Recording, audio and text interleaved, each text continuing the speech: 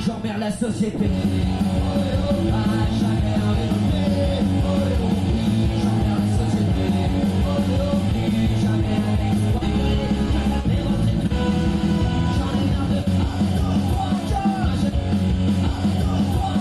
je ne veux plus bosser. Je suis pour payer pour le loyer sans jamais en profiter. J'en ai marre de me lever pour gagner si peu de blé. Mais rentrer tout chanter. Alors moi je suis décelé. J'emmerde la société. Ah, jamais arrêté. J'emmerde la société. Jamais exploité.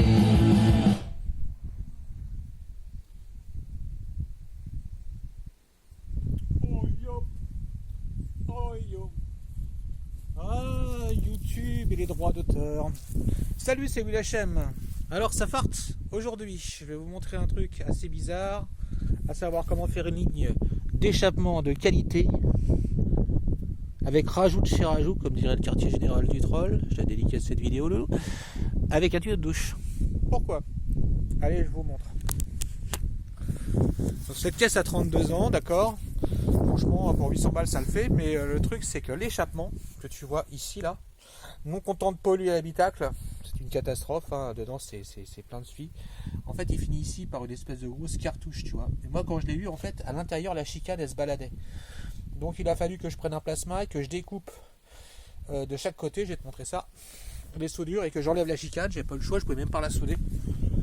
Du coup, il est vide. Bon, au niveau du bruit, c'est pareil. Sauf que regarde bien, tu vois, d'origine, l'échappement, il va sortir sous le châssis de ta caisse. Ok?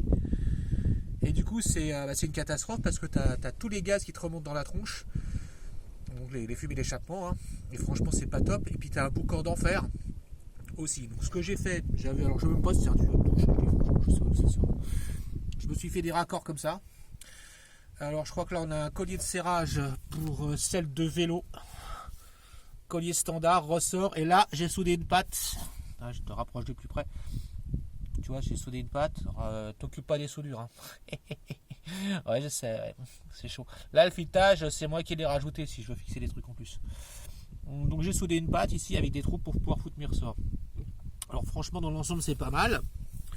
Tu vois, sauf que j'ai eu des déboires parce que cette ligne-là, elle n'est pas faite d'origine pour être comme ça. Et tu vois, elle est fixée ici, là. Avec des caoutchoucs du Noir. Je les ai enlevés les caoutchoucs pour le besoin de la vidéo parce que j'étais en train de le modifier justement. Tu vois, carrément sous le train arrière. Ok. Puis un jour j'étais sur un chemin de terre et il y avait des espèces de petites bosses comme ça, des mini dodanes. Et en fait ce qui s'est passé c'est que ça a carrément arraché la ligne. Elle est venue se planter dans l'aile arrière gauche. Donc pourquoi je te dis ça? C'est parce que là en fait j'ai un problème. Donc ça va bien dépanner, mais le truc c'est qu'en fait ça encrasse tout l'arrière du véhicule. Tu vois, là j'ai dû repeindre à l'arrache parce que franchement je m'en fiche un peu. Et donc il faut que je la fasse un peu plus longue.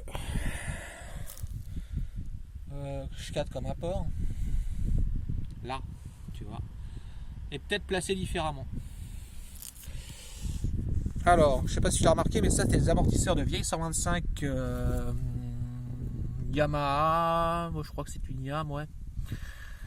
Parce que les amortisseurs d'origine là-dessus c'est une catastrophe, donc je les ai remplacés par des amortisseurs de 125 que je peux régler ici, ce qui me laisse un débattement plus grand et surtout beaucoup plus souple, beaucoup moins rigide et beaucoup moins tape-cul. Il faut savoir que c'est de la fibre de verre en bon et donc du coup en fait c'est super rigide et avec ça j'ai déjà une meilleure tenue de route. Mon système ici là pour déporter, je sais pas si tu vas le voir, tu vois là le petit jour là, les roues arrière parce que j'avais un angle de carrossage trop chelou, fonctionne bien. On peut faire mieux. Mais après, si tu veux, c'est compliqué parce que du coup, il faut modifier le train arrière. Enfin, moi, j'ai pas le matos pour ça, j'ai pas les outils nécessaires. Enfin, surtout la matière première, j'ai besoin d'un peu d'acier. Voilà.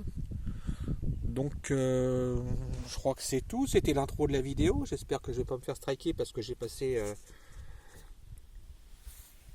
un petit peu de sale majesté. Évidemment, c'était pour le fun. Hein. Je n'emmerde pas la société. J'aime les gens. J'aime mon pays. J'aime mon prochain.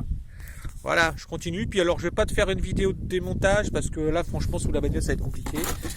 Je vais te montrer simplement une astuce. Autant que ça serve. Oh, ouais, je sais, c'est caméra au point. Parce que là, à cadrer comme ça, c'était ingérable. Tu vois ça là? Tu prends par exemple des rayons de vélo ou de mobilette, d'accord? Tu prends une pincetto et ça pour retirer les ressorts, c'est vraiment bien. Parce que souvent il faut de la force pour les retirer. Donc si tu as une mob avec un échappement à ressort ou un 50 à vitesse, hein, sur les TZR ça se fait aussi. Ça pour retirer les ressorts, c'est cool. Donc je te remontre un peu le montage. Et donc je vais m'occuper de ça pour l'instant. Ah oui, quand tu lèves la caisse. Alors quand tu lèves la caisse, tu mets vraiment une planche de contreplaqué en dessous. Hein, c'est de la... Voilà, sinon ça va casser comme du verre. Et autre astuce pour les filetages, tu mets toujours une petite goutte d'huile après desserrage, ce qui facilitera le remontage de tes écrous de roue. Voilà, je crois que je t'ai tout dit. Tu vois, les amortisseurs avant, ils sont vachement plus rigides. Ceux-là, je peux pas les modifier, je peux pas les changer parce qu'ils sont foutus d'une telle façon que pour moi c'est juste ingérable. Bon, je stoppe là et puis je te montrerai après, au fur et à mesure que j'avance, ce que je fais ou pas. Je sais pas comment je vais filmer le truc. Allez, on continue.